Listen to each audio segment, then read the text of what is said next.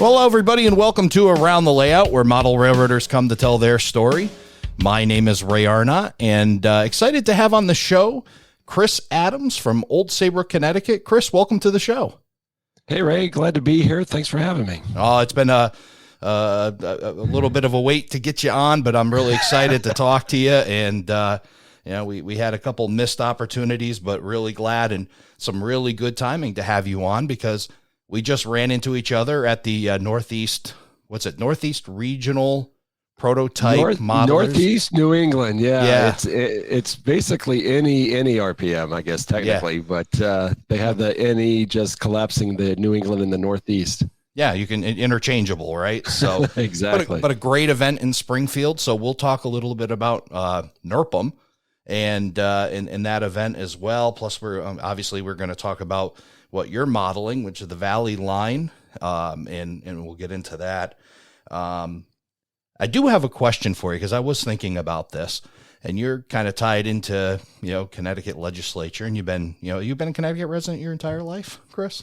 No, actually, I was born in just outside of Murray, Kentucky. Okay. I don't remember anything about that. Grew up in Louisville until I was about 10 years old, then a few years in West Virginia, and then moved up here shortly after my 13th birthday. Talk about a culture shock. Nobody could understand a word I said.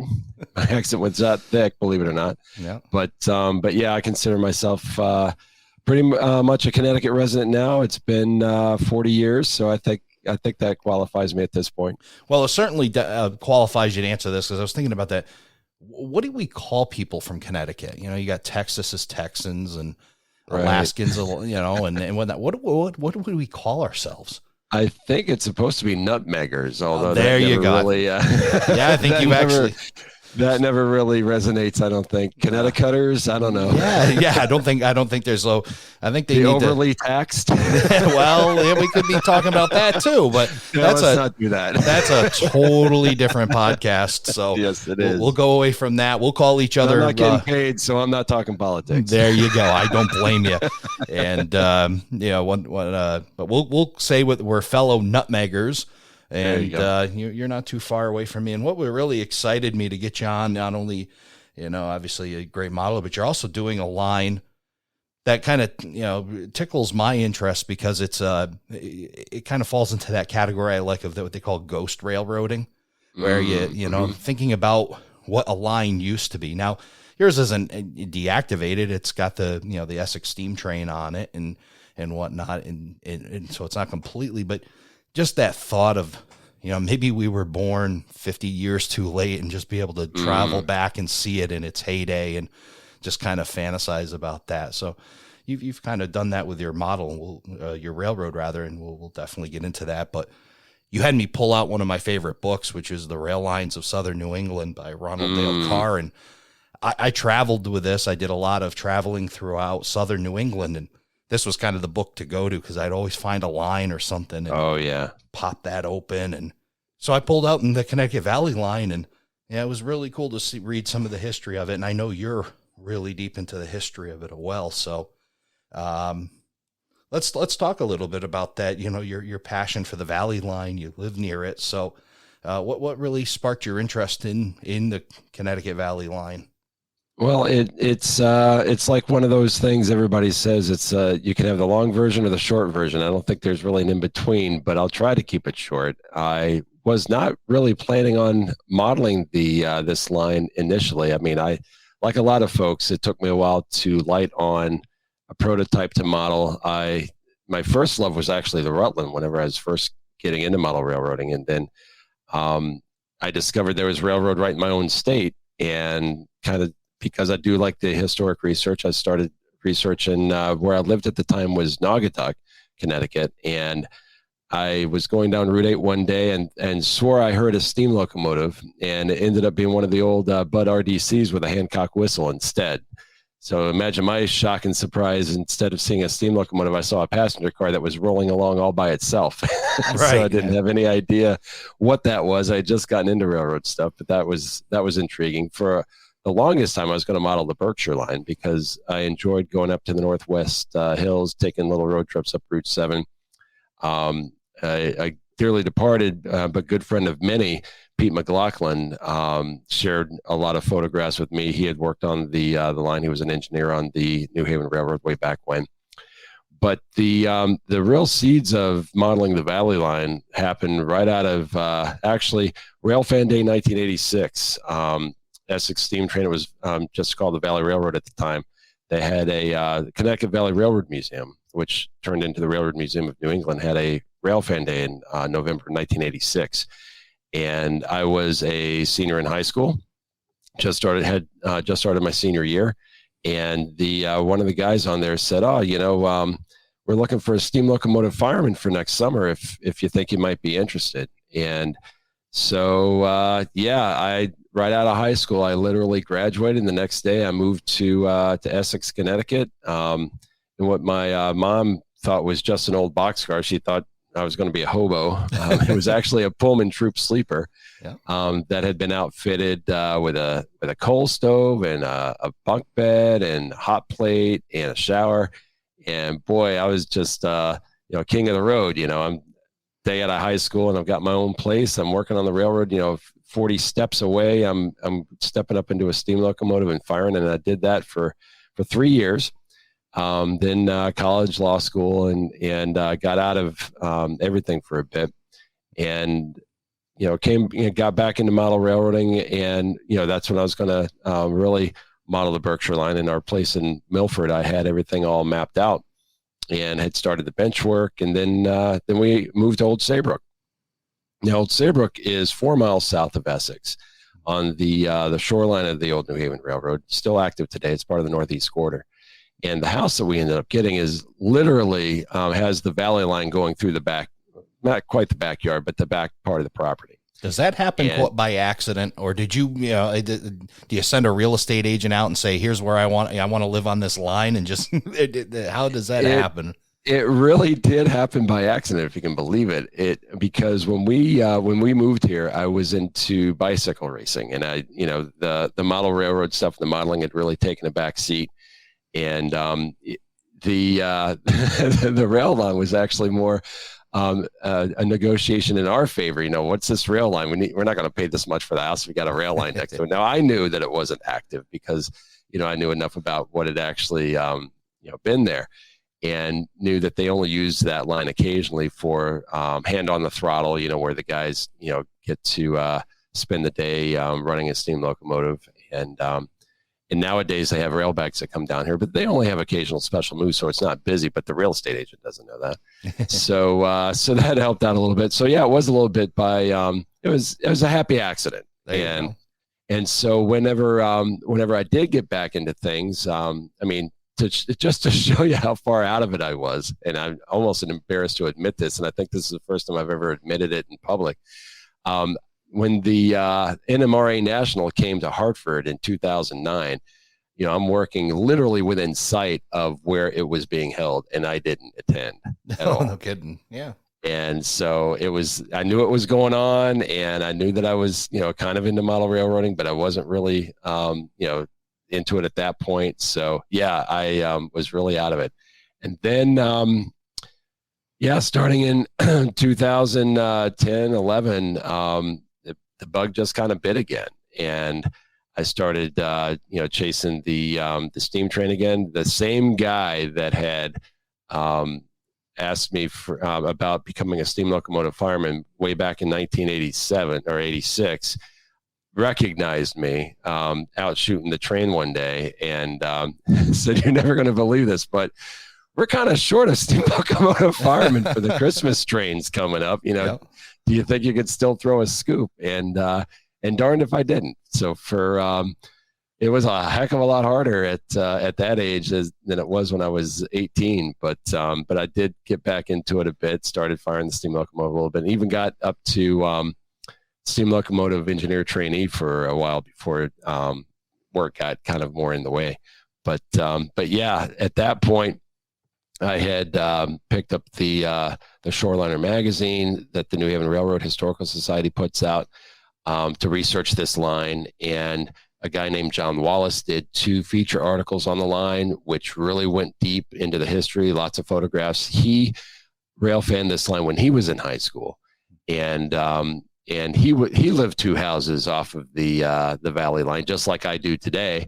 But he did so back in the 30s and 40s, and so he took his camera down to the tracks, took pictures, rode in the cab, sometimes fired the engine, and his stuff was just a gold mine of resource and information. So, it didn't take a rocket scientist to figure out, okay, well, I live next to the line. Prototype research is literally right here. I drive along it back and forth to work. I tease my wife that as we're going through Middletown, it's like, oh, I'm popping through the backdrop now, because it's exactly the same line I'm modeling. And he's got all this resource, and he's still around. So between him and a fellow named Max Miller, who has documented the line with photographs, he has something like 12 binders full of photographs of this railroad. And having those kind of resources, having the proximity and the access. I'm actually on the board of the Valley Railroad now, and so it's kind of a no-brainer to do it, and then to know the history, and then to try and convey that history. That's what I'm trying to do through the layout. Has been really pretty all-consuming. I mean, my wife says I don't do anything by half, and I've really gone far into the deep end with this thing. That's for sure. You absolutely. And one of the things, one of the questions I actually had for you, you started to answer, which was, I actually, in pre-show prep, I watched your NMRAX presentation, and I was just wildly impressed by the amount of information you knew about what you were modeling and whatnot. So that's what I was kind of wondering, like, and now I kind of know it, that, by picking that line, it just seemed to start this, monster, a project of learning about the Valley Line and then the New Haven in general. And you've really gone into it. Well, it's in one sense, I almost feel like I'm cheating because, guys that have gone before me have done a lot of the heavy lifting. I mean, between John Wallace and what he documented, he's obviously an older guy now, but boy, his recollection of stuff is second to none. I mean, he's paid the highest compliment, I think. Well, one of the high compliments he's paid me that didn't have to do with the layout, had to do with the fact that whenever I've got questions about different aspects of either the operation or what was where and that sort of thing, a lot of times he'll lead off his email reply with, I haven't thought about this in 70 years. And it's just so much fun to be able to go through these recollections and kind of relive some of those times again. So that for me is just, that's just cherry on top. I mean, to have that sort of recognition and collaboration is really amazing. And then, of course, Max Miller literally wrote the book on the Valley Line. You can get it on Amazon. And he'd been working on it for years and years. And so that is a resource. And then I've been involved with the New Haven Railroad Historical and Technical Association, otherwise known as NYNH&H, since the mid-90s. And I was a membership chairman for a while in the late 90s, early 2000s, and then I became the photo librarian. So now I've got, guys that come over just about weekly. We catalog photos of the New Haven Railroad, and of course, they all know to be watching out for Valley Line photos and anything in Old Saybrook, between Old Saybrook and Hartford. And so I get some photos that way as well. We've cataloged about a little over 16,000 images so far. And so, yeah, having access to resource has been absolutely critical. But I can tell you there is a dark side to that, because on the other hand, you can't unsee stuff, right? So if you're a prototype modeler and you can know too much about your prototype and then end up not being able to compromise as much as you might otherwise be able to, and fudge where you might want to or need to fit the space, or because you don't have a structure or something like that you need for a certain scene that you're working on.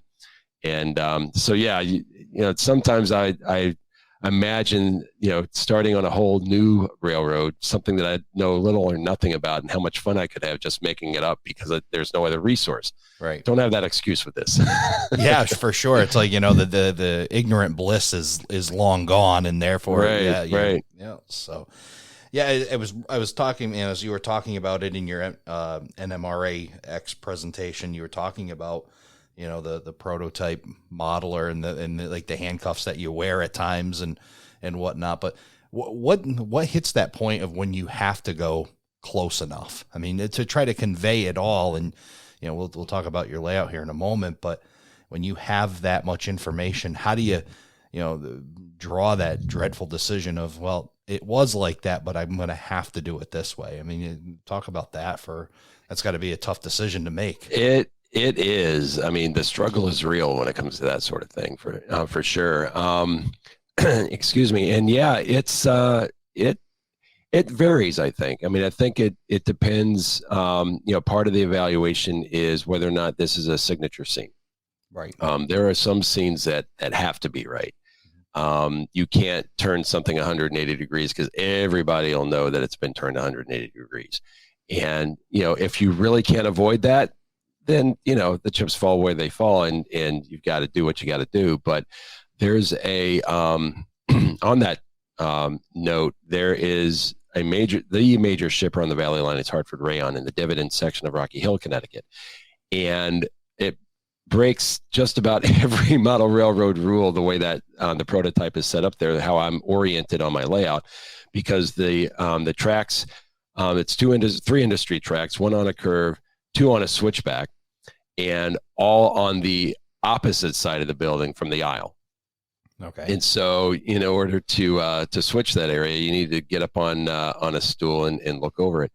Well, I could easily have flipped that 180 and had it oriented more conveniently for the operators, but that's a scene that, for me, it's important that it be right. On the other hand, there is a town called East Berlin, which was at the end of the Berlin branch that came off of the north end of Middletown Yard, and it goes into the corner of the basement. The prototype track arrangement is followed. It's just one turnout and two spurs. The line had, at one time extended all the way up to Kensington section of Berlin and joined up with the main line there. But it had been cut back in 1917. So there's the old main, which dead ends, and then there's a spur track. But the buildings there, except for the station's prototypical, but the two buildings that are there were buildings that I acquired from a guy who was dismantling his layout, Bill McGuire, who is an amazing builder. And it's one of the shames is that he never ended up in a magazine because his stuff is top notch. But I got two buildings from his layout, and they were made for that spot. So I've got them in that corner, and one's going to stand in for Stanley Chemical, which was the major reason the branch stayed active, was to serve Stanley Chemical. This building looks nothing like Stanley Chemical, but it looks amazing. Right. And so the only one that knows that is me. Even John Wallace doesn't have a huge opinion on East Berlin because he hardly ever went up there on the train. Yeah. So I've got the freedom there to kind of draw the balance at a different location on the spectrum. So, but in Old Saybrook, it's the other end. So that's the first thing that you see when you come down the stairs. That's got to be right. And so I think it really does vary depending on how signature a scene is, how important the scene is, but it also is going to be dictated by your skills, by the resources that you have. I mean, you may not have enough resource to really know what was there, so you take your best guess. And the old joke is, until somebody shows me a photo that tells me different, this is how it was. There you go. And the good news of that bad news is if they show up with a photo, now you might be able to change it, but just beware. You can't unsee it. So careful what you wish for. That's right. I joke, my layout in my basement, I joke that eventually I'm going to put up a sign right at the bottom that says suspend disbelief. And just kind of go with it, at times. Cause I imagine, as you're, you want to get it close. And like you said, the signature scenes and making sure you nail those. But at some point, we're compressing, we're, trying to cover a whole lot, and you've got a fairly long line that you've got to cover and hit these points. And, we've only got so much real estate that we've negotiated in the home to use. So, I'm sure that you've got to have a point where it doesn't drive you completely crazy, and you can have that saying, I've done a pretty good job of replicating this and representing it well. Absolutely. And one other thing I want to stress as well, because I think this undergirds the entire evaluation, not just specifically a certain scene or whatever. And that is, and Tom Jacobs over this past weekend actually put it really well in his presentation on the Reading. What story are you trying to tell? So if you can figure out what the story is of your layout, what it is you're trying to convey, then that helps you also evaluate and weigh what is important to the telling of that story and what is less important.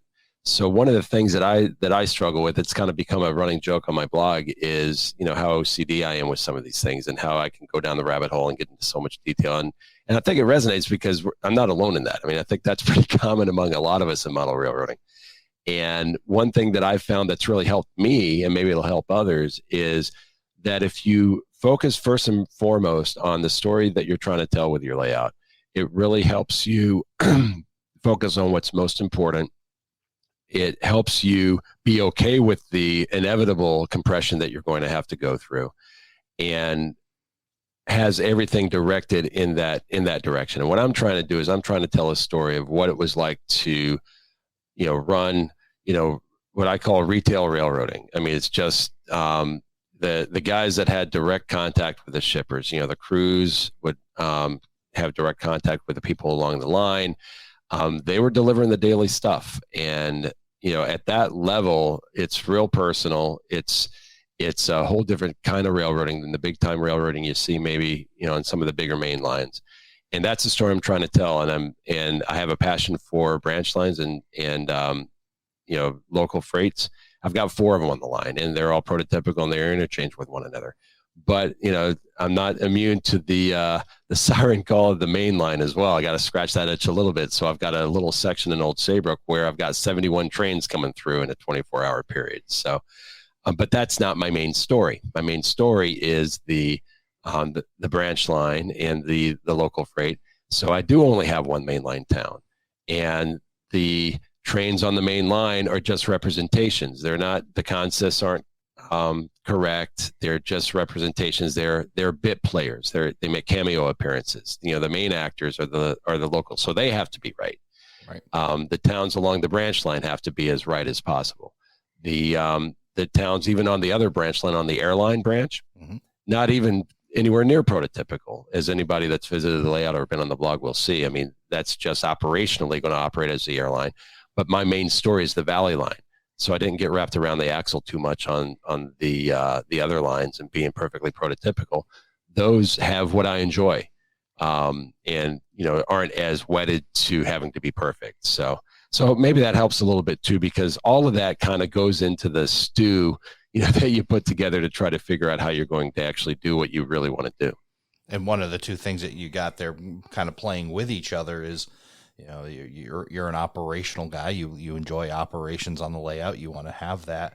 And with that, now you get to see the story you're telling of a railroad with a purpose, you know, and I even get that. And you just go to other layouts and you get that takeaway. It's not just moving a car from here to here. You can actually get that feel, that realism of they are actually taking this raw product to here, and you're taking out this and you get that this is what it was for. It wasn't, you know, the railroads weren't just for us to watch. They were doing something, right? And you get to get that inside kind of baseball feel of what happened with a real railroad.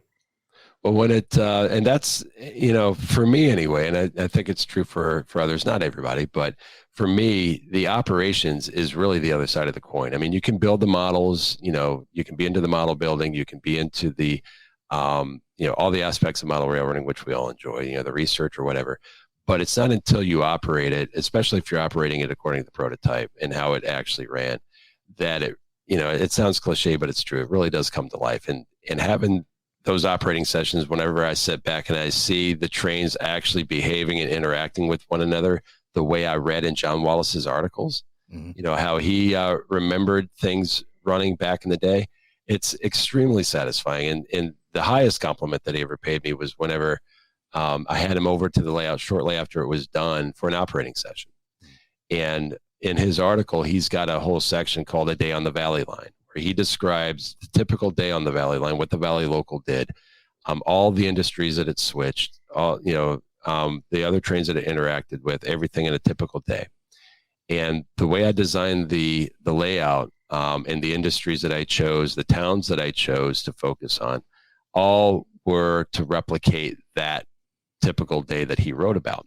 So whenever I had him over for an operating session, we did an operating session that did exactly what he wrote about in the article. Every single move, moving the tank cars onto the head pin to push them through the switchback, the cars, the industries, the people along the way, even the dog, running along the line just south of Goffbrook. I mean, this is what it's all about for me. It's really creating the time machine, and then to have somebody that's actually been through the real thing, and then to be able to relive that time on my layout. I mean, no higher compliment can be paid to the prototype modeler. That's for sure. Yeah. I mean, that'd be like taking like an autobiography of a book and producing a movie, putting it in front of them and actually saying, yep, that's exactly what it is. Imagine that feeling. That's how it happened. Be wild. Yeah. Yeah, it was pretty cool. For sure. So, well, we haven't really gotten into, really explaining about your layout, and I'd love to have you tell us more about it. So tell us about the Valley line, what you're modeling exactly. We talked about the Valley line, but give us a little more detail as to what you're covering there. Sure. And yeah, we've touched on a little bit of the things, but to kind of tie it all together, I am modeling the New Haven Railroad's Connecticut Valley line from Hartford, Connecticut down to Old Saybrook, Connecticut. And the era is typically autumn of 1948, although sometimes I slip into 1947 because in 1947 it was all steam on the layout or in the area. And then in 1949, it had already turned to all diesel, but in 1948, you got a little bit of both. So the Valley line also interacted with the airline branch and the airline local. The Valley line had the Valley local, but there were two Valley locals. There was the one that was called the Valley local that would operate and switch all the industries from Hartford south through Middletown and its connection with the airline down to typically East Haddam, Connecticut, where it would meet with the South End Valley local that would be coming up from Old Saybrook. That was typically, at least in my era, a train that originated in New London, Connecticut, and was technically also the shoreline local, the westbound shoreline local. So you've got a local freight that goes from New London west to Cedar Hill Yard, New Haven. You've got a local that comes east from Cedar Hill Yard, New Haven to go to New London. The westbound shoreline local goes up the Valley line, branch as far as East Haddam, swaps cars with the Valley local from the north, from Hartford. So between the North End Valley local, the airline local, and the east and westbound shoreline locals, those are the four locals that I focus on as far as operations. The layout is just under 600 square feet in 2 rooms, a landing, and part of a shop area in my basement. And the main focus is the line from visible modeled area goes from Weathersfield south to and through Rocky Hill in the dividend section of Rocky Hill, Cromwell, Connecticut, then Middletown, continues south from Middletown through the wall into East Haddam, and continues south through towns that some folks may be familiar with, the town of Deep River and town of Essex, both of which are operated regularly by the Essex Steam Train. So the tourist railroad, even today, actually carries more passengers today than it ever did on the prototype back 70 years ago. And then from Essex, it goes over a lift out to connect with the main line in Old Saybrook.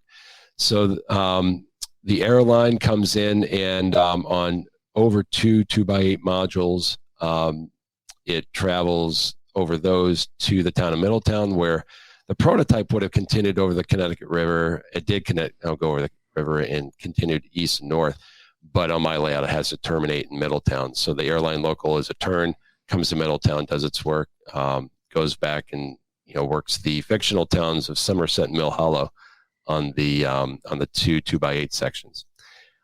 The main line down in Old Saybrook, as I had mentioned before, is just one modeled town on a dog bone. It's a loop-to-loop dog bone main line. And with the staging that I've got 4-track staging on the New Haven end, and then I've got more tracks on the New London end, but essentially it's 4 and 4. And on a 4-to-1 fast clock, with the prototype fact that the trains generally alternated eastbounds and westbounds, I can replicate in the 12-hour period that we typically do an operating session, replicate every single train that operated through Old Saybrook to the employee timetable schedule on a 4-to-1 fast clock, which provides a pretty huge contrast in operation to the branch line. So I've got an eastbound operator and a westbound operator, and they are basically firing trains at each other according to the schedule. And then the two shoreline locals have to stay out of the way of those trains, just like the prototype. They've got certain windows that the tower operator allows them to cross over the main to get to where they need to go and do their business in Old Saybrook. And then the best local, other than the Valley Local itself, which is the flagship train of the layout, the second best job really is that westbound shoreline local, because that'll originate in New London staging and then come to Old Saybrook and do some work while trying to stay out of the way of all the mainline traffic. But then it goes up on the branch, and then it owns the railroad up there. They go from tortoise automatic switches to manual throw switches, and there's nothing else that's happening up there. So it's a big contrast for that crew. And the four locals all interchange with each other.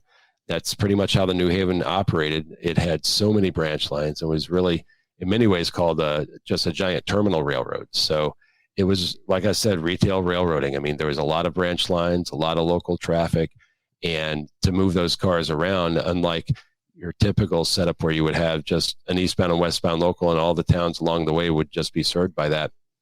A lot of these cars would be handed off to one, sometimes two other local freights before they would get to their final destination. Part of the reason why the New Haven didn't end up surviving, they were really susceptible to truck traffic. But that's in a very, very large nutshell what I'm modeling.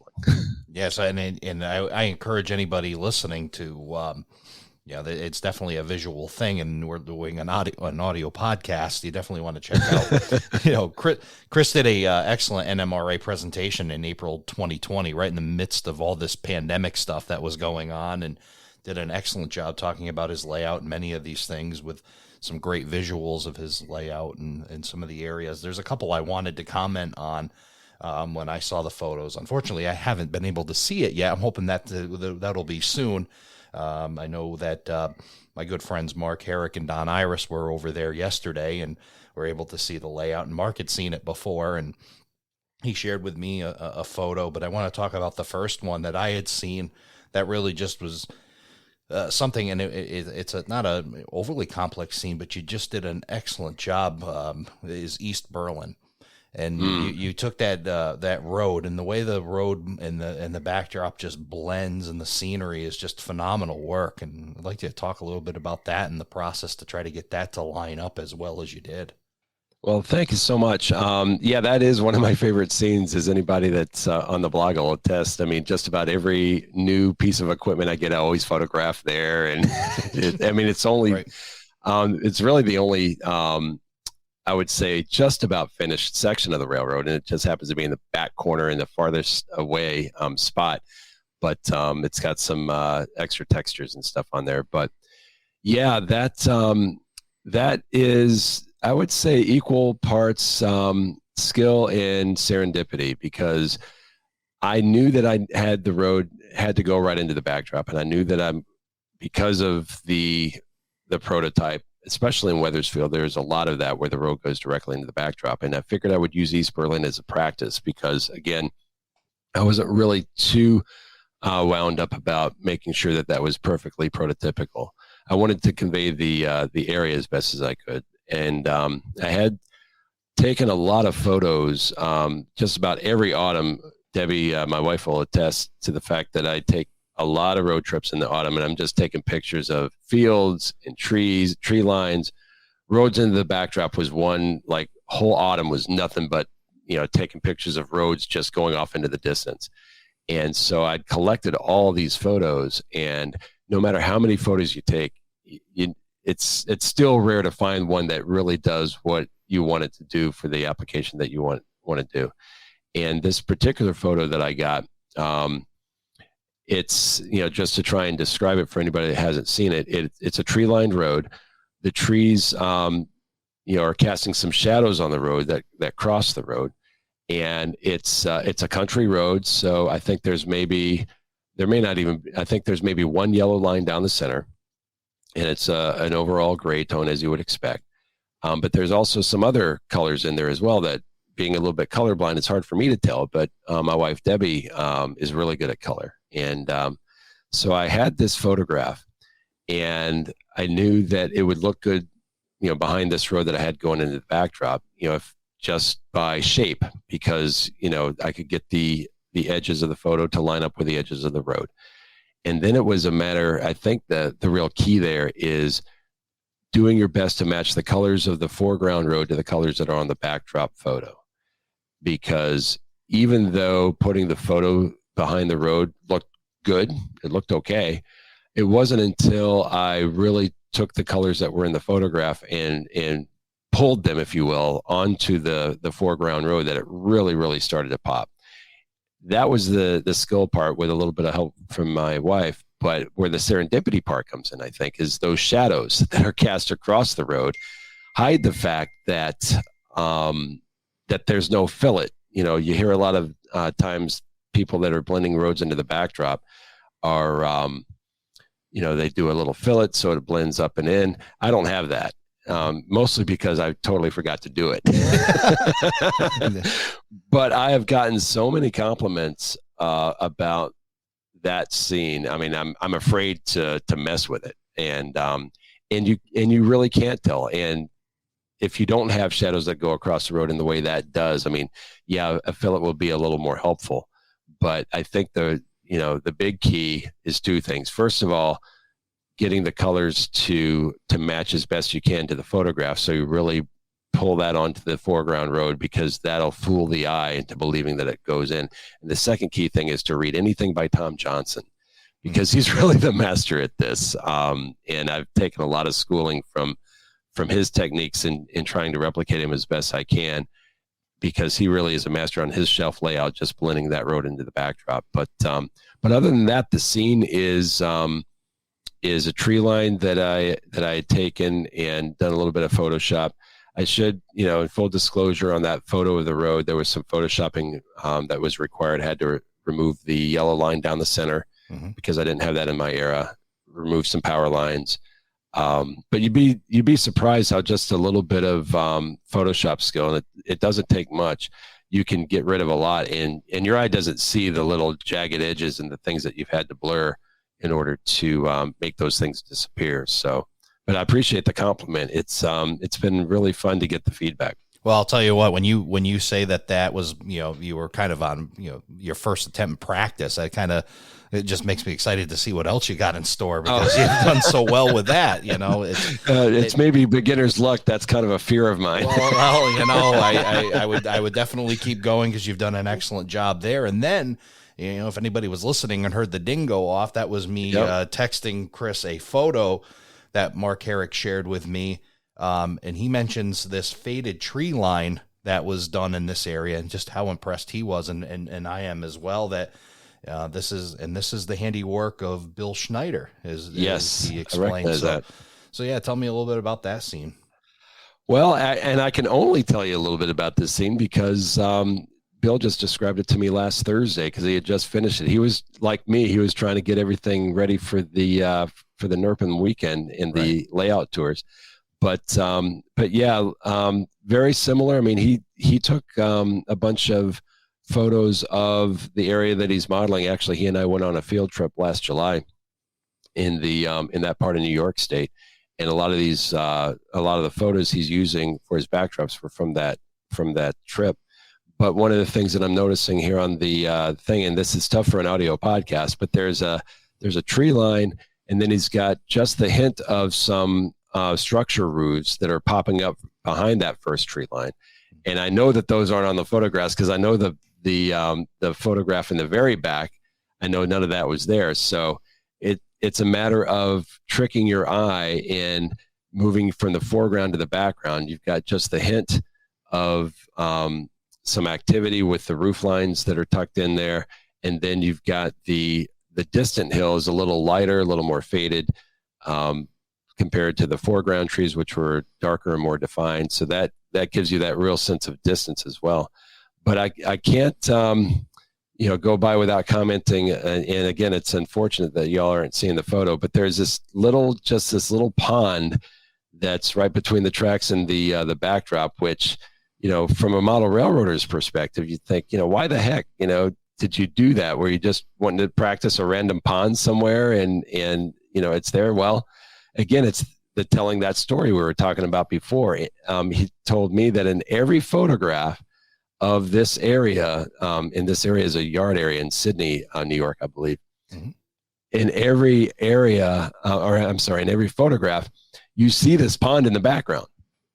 Okay. Yeah. And so once you see it, you can't unsee it. Right. So he had to include this pond, and it's just if you don't know that story, you look at it, it's just kind of this random pond dropped between the backdrop and the track. But once you know that it was supposed to be there, now you can't unknow that. And again, it helps tell the story, and it actually is its own little story.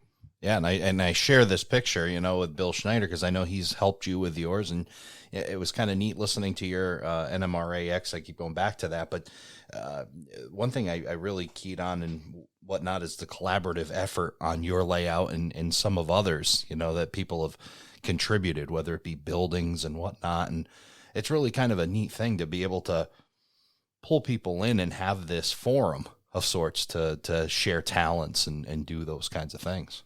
It really is. And it's become another little cliche in the hobby that it really is about the community, but it becomes cliche because it's true. I mean, I'm really blessed that we've got some great modelers in the area. I mean, super to have Bill Schneider just 20 minutes up the road from me. Bill McGuire, he unfortunately needed to dismantle his layout, but we have some mutual friends who are also model railroaders. I didn't know Bill McGuire myself directly. But through a mutual friend, the structure's got new homes. It's funny because some people look at the layout and think I'm being falsely modest with some of the scenery and structures and stuff, but it has nothing to do with false modesty. I'm just trying to give credit where due, because there are a lot of structures on my layout that I had nothing to do with building. And I'll be the first to admit it. There are some scenes on the railroad that I was, I guess in one way I was fortunate fortunate to derive some benefit from Bill's misfortune of having to dismantle his layout. And he had all this pent up modeling juices going. And so he came down and built some entire scenes on my railroad. I mean, the old Saybrook scene right now at the stage that it's at right now, I mean, that's all Bill Schneider's work. I mean, all I had to do with that was the track work and the roadbed and sub-road bed. I mean, that's all Bill. But then I was able to go up whenever he was able to break ground on his layout. I was able to go up and give him a lot of help with his bench work. So, and he mentioned just kind of in passing about colorizing black and white photos. And I took that ball and ran with it. And I was able to get an article published in RMC about it because, it's something that he kind of put as a bug in my brain. And it's kind of gone back and forth. Now he's done a little bit of that on his railroad. Of course, he's got much better Photoshop skills than I do. So he's able to put these things together, and create entire scenes, that he knows existed, that there's no way to get that photo and no photo of it was ever taken, but he's able to composite it together and make it look like the real thing. So, and there's another guy down the road, Bob Murphy, who's a New Haven Railroad modeler, and he and I have collaborated. So yeah, the community down here is really very, very cool. We do try to do our best to help each other out with stuff, whether, like you say, whether it's structures or scenery building.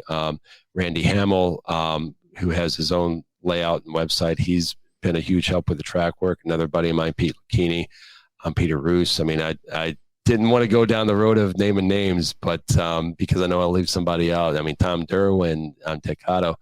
All these guys, and that's been probably certainly on the podium of the most enjoyable aspects of doing this layout. I mean, other than the operations and the historical research, is really the memories I have of Tom Derwin holding the wall while I was literally cutting a hole out of it.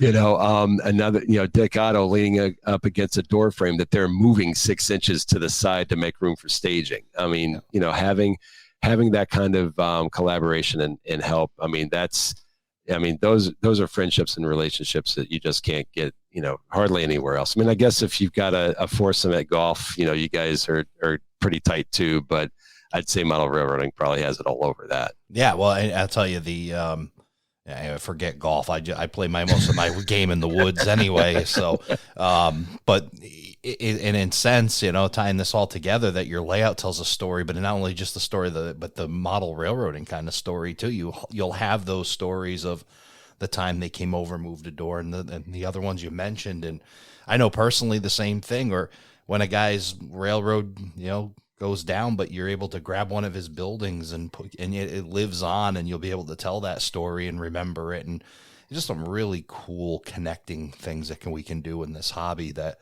that really unite us and build lifelong friendships. And, we witness it with a multitude of people in our operating group and with your group as well. And then we all tie together, and it's funny, you can do 7 degrees of separation very quickly. It doesn't even take 7 at times to connect these groups together. So absolutely.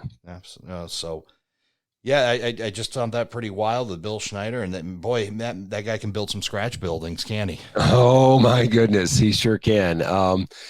Yeah, he's got himself a laser cutter, and he's got the skills to use it. And those are the 2 aspects that you need. You have one without the other, no gots. You have both together, you end up with like 50 scratch built buildings, perfect prototype buildings on your layout inside of 18 months. I mean, it's just insane how quickly he built things. And even before he got the laser cutter, I mean, he'd show up with a structure for my layout, and just like, when did you have time to do that? I mean, I've been agonizing over even just getting measurements, and then all of a sudden you come up with the whole building. I mean, it's, having that kind of skill. I mean, I aspire to that, but I don't have any plans to get a laser cutter anytime soon. Well, but you know a guy, so that I know a guy, exactly. Right. And again, it goes back to that. So many talents. You can't. It's hard to be great at a whole bunch of things, but you can be great at one thing, and if the next guy's great at it, and you all pull together, boy, you can come up with a great layout. And you're certainly on your way to a great layout, and that's a credit to being able to be open. A lot of guys, I think that sometimes they get stuck on, I have to do, and that's fine. There's certainly nothing wrong with that. But boy, I think if you think about it, you're kind of missing the boat on the opportunity to really connect with some great people if you kind of open it up and use it as a forum and at times a classroom. You'll learn. They do just a small section on it, and then you do the rest and learn. But it does afford you an awesome opportunity. Absolutely. So let's talk about another guy that can certainly scratch built buildings in a place that I saw you up at. You attended the open house up at the George Celios's Franklin in South Manchester. And, yeah. So let's talk about the takeaway from that, because boy, there's a lot to pull away from going to see the Franklin in South Manchester. Sum it up in one word: overwhelming. I think would be a common one that everybody. Yes. It at least occurs to them, if it isn't the first word that comes to their brain. You walk up the stairs, and I'm just going to echo what I think a lot of people's stories are of going to see this layout for the first time. You walk up the stairs, you really have no idea what you're in for. You come up to the top, you take that turn into the door, and you're confronted first with what just looks like a shelf diorama, which perfect shadow box. I mean, there's no source of light other than what's on that shelf. And what's on that shelf is just packed chock-a-block with detail. I mean, everywhere your eye can rest, there's a scene, there's a story, there's something to look at. I mean, it's, to call it a visual feast, it's, it is a real understatement. And that's just when you first walk in the door and see that little shadow box.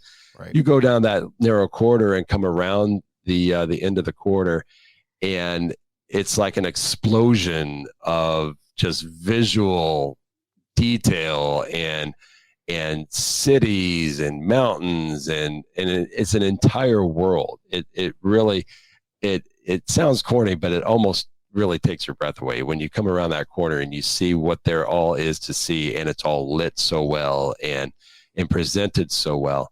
And then to try and figure out, okay, how can I get through this layout and see this layout and not take an entire, 5 days straight with no sleep to try and see everything. It's just overwhelming. And then the other cool thing is that because it was an open house, it was, kind of a draw from the entire region of model railroaders. So you see people that you either know or know of, and that's how I bumped into you. And now, in addition to this amazing layout that even if you were just by yourself, you'd have, a heavy lift to try and see it all. Now you got folks that you want to talk to. Absolutely. you want to visit with. Yep. And so you've got that going on. It ever since I first saw that layout in the, I think it was in mid-late 80s in the model railroader, it's been a dream of mine to see it. And I've lived in New England since, 1982. And so I've been here the entire time he's been in the magazines and everything. And it took until just a couple months ago to get there for the first time. And it helps. It's on Facebook now. There's a guy that runs it. I forget his name. But he'll publish when the open houses are. They're fairly regular. Do yourself a favor. If you live anywhere within a day's drive of this layout, you got to come visit. It's in Peabody, Mass. It's, just a little bit outside of Boston. George is a gracious host. He just, he let us in. I guess. That's right. Yeah, we got through the check. Yeah, so. But it's just beautiful. Lots of detail everywhere you can point your camera. It's just scenes and scenes and scenes. And I'm glad that I went after the advent of digital photography, because I don't even want to think about how many rolls of film I would have taken that day. No doubt. We interviewed Kyle LeBlanc on a previous episode, and we were talking about this, and I joked with Kyle that he took so many photos that he could actually just sew it all together, and George's layout could be the backdrop on his layout. So that sounds like a fine idea. Yeah. So he did that, but I think you keyed on my impression as well of just overwhelming. It's just so much. And if it may not be your era and it may not even be your style, but I still think it's something you got to go see. Just go see it and check that box off and just see what, there's always a great takeaway to any layout visit. It's not a prototype layout by any stretch, but something, the skills brought to bear in producing what he's done is something that anybody can learn from. And, just how to set a scene up, how to tell stories with mini scenes, how to layer flats to make it look like a city, just one walls of structures and how effective that is. The weathering of all this stuff is just, you just deserve, see, words fail. You really owe it to yourself to go. Yeah. It is a mind-blowing, overwhelming, yet very productive.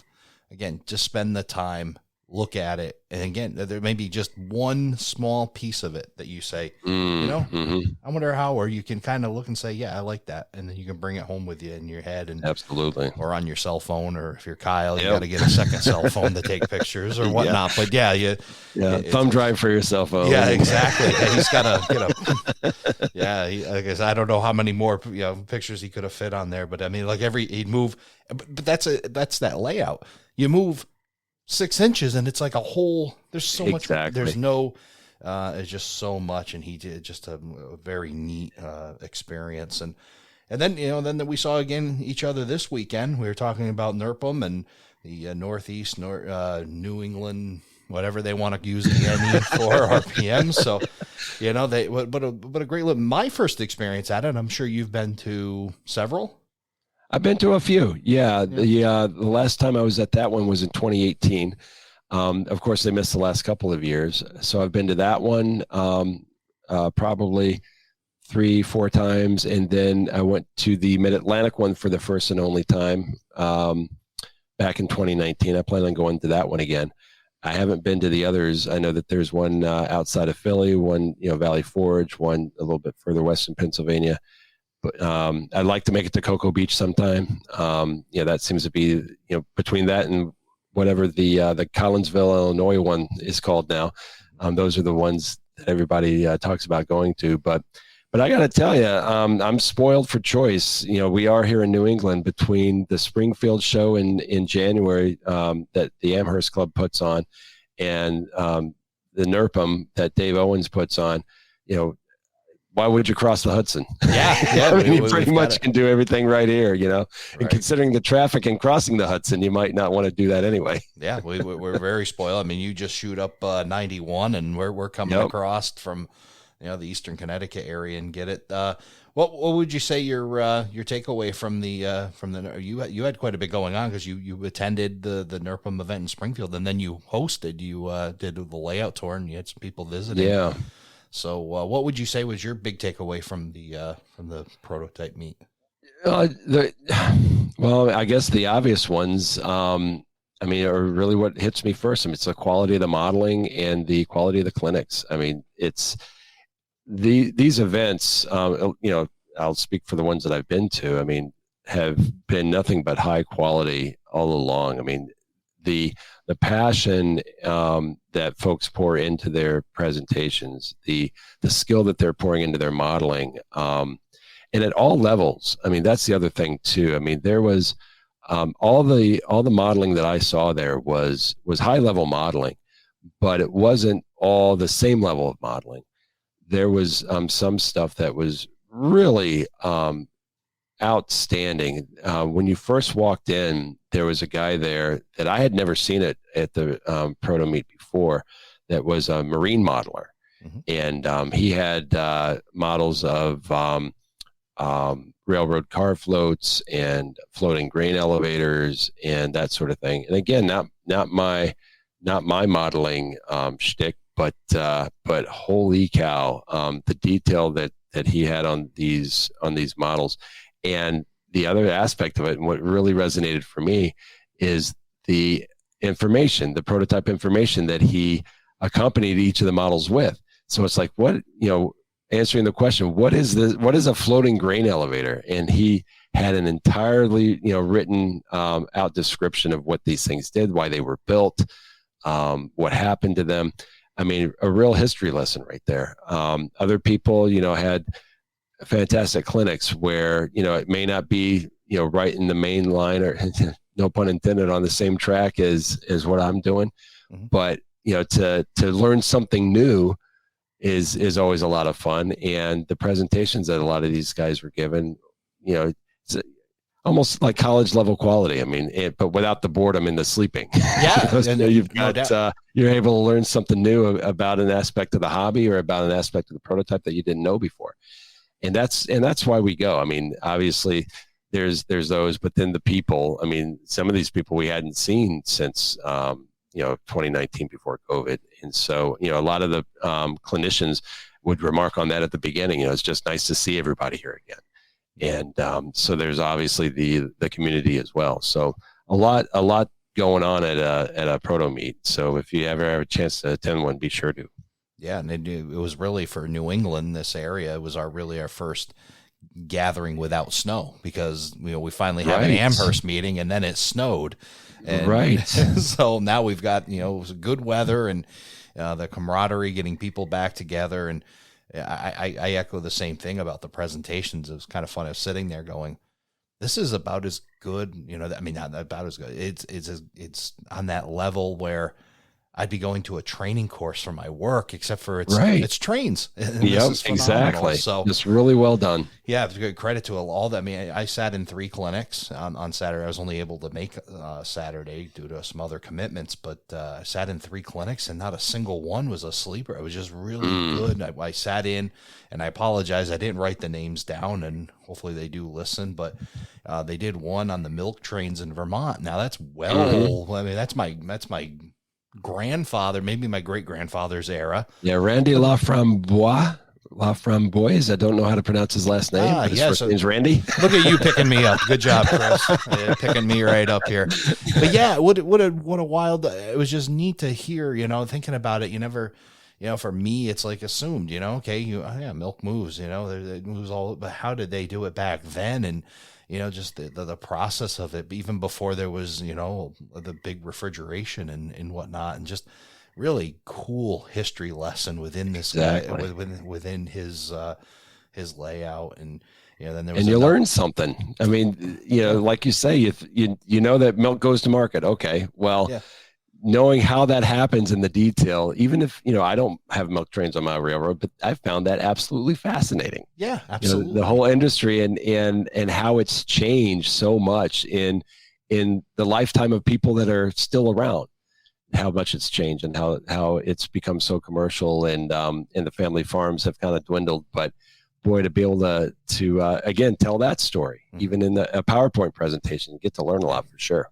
Yeah, because that's and again, if you may not, like you said, you may not be modeling that era, but some of the stuff that was presented in these, and Tom Jacobs with an excellent presentation on his writing, and everybody seeing the building he was able to put out back, and oh my goodness, and it's just amazing, and then trying to wrap your mind, but he did a great job, because one of the challenges I know is I've been presented with the idea of mushroom layouts before, and I really never got the concept. It's hard to put in 3D in your head, but Tom did an awesome job of really presenting his layout and getting a full understanding of how that works and how he put it together, and the Reading line and all that, the history behind it and why he did it. He just really did a great job of conveying his story. So really, really great event, and something, again, like you said, if you have a chance, whether it be the Northeast New England meet, or if it's another meet, or any other opportunity where you can connect with other people, find your way to it and really get out there and connect with people. It's really good, and it's amazing the information that you'll be able to pick up and share with others and influence them. They influence you. Absolutely. So, well, we're gonna wrap it up here and whatnot. It's been a pleasure talking to you, Chris. I'm looking forward to being able to get to your layout and see it in person. I know I'm just going to be blown away by the things that you've got on there, and the way you've been able to take your passion for history and the local line and your past experience and applied it to a model railroad that you'd be able to step back into the late 40s and be able to time travel without getting in the DeLorean and hitting 88 miles an hour. So exactly. I will look forward to having you anytime you got a standing invite. And if you feel like you've gone back to the 1940s and are in the lower Connecticut River Valley, then I'll check that box. Mission accomplished. Excellent. Thanks again for being on the show, Chris. Thank you so much, Ray. Thank you for joining us for this episode of Around the Layout. You'll find more about today's show on our Facebook page, facebook.com/Around the Layout. Learn more about the show and check out past and future episodes on our website, aroundthelayout.com. And send us your feedback. We'd love to hear from you. aroundthelayout@gmail.com. Thanks again for hanging out with us around the layout.